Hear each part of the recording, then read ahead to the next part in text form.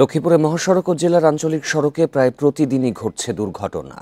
গত ২ মাসে এসব ঘটনায় জেলায় প্রাণ হারিয়েছেন ১৮ জন। স্থানীয়দের অভিযোগ, অদক্ষ কমবয়সী চালক, অনিয়ন্ত্রিত গতি এবং ট্রাফিক নিয়ম না মানাই বড় কারণ। সড়ক দুর্ঘটনা রোধে জনসচেতনতার বিকল্প নেই বলছেন সংশ্লিষ্ট কর্মকর্তারা।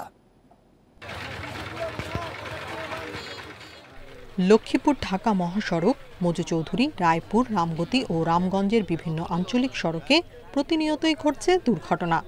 একের পর এক এসব ঘটনায় উদ্বেগ ও উৎকণ্ঠা বেড়েছে সাধারণ মানুষের। অদক্ষ চালক, ফিটনেসবিহীন গাড়ি, ট্রাফিক নিয়ম না মানা এবং অনিয়ন্ত্রিত দ্রুতগতির কারণে দুর্ঘটনা বাড়ছে বলে দাবি স্থানীয়দের।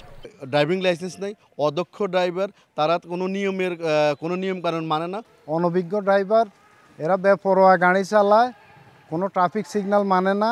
পথচারীর জন্য জায়গা না কারণে লক্ষ্মীপুর সবচেয়ে দুর্ঘটনা ঘটে। দুর্ঘটনা রোধে চালকদের সতর্কতা এবং ট্রাফিক নিয়ম মেনে গাড়ি চালানোর জন্য বলা হলেও তা মানছেন না অনেকে। এজন্য ভ্রাম্যমাণ আদালত পরিচালনা করা হচ্ছে বলে জানায় বিআরটিএ। বিভিন্ন শ্রেণীর মোটরযানের বিরুদ্ধে আমরা প্রয়োজনীয় কাগজপত্র না থাকলে, ফিটনেসের মেয়াদ উত্তীর্ণ গাড়ি, গতিসীমা অতিক্রান্ত হয়ে গেলে সেটার বিরুদ্ধে আমরা প্রতিনিয়ত মোবাইল কোর্টের মাধ্যমে ব্যবস্থা গ্রহণ করতেছি।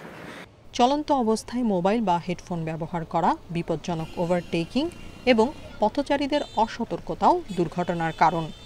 এজন্য সচেতনতার বিকল্প নেই বলছে পুলিশ। অপ্রাপ্তবয়স্ক চালক বা অতিরিক্ত বোঝাই গাড়ি চালানোর বিষয়ে যে ট্রাফিক রুল অনুযায়ী যে বিধান, সে অনুযায়ী ব্যবস্থা নিচ্ছে এবং এটা অব্যাহত আছে। লক্ষ্মীপুরে গত ১ বছরে সড়ক দুর্ঘটনায় প্রাণ গেছে শতাধিক মানুষের, আহত হয়েছেন ২ শতাধিক। Independent news.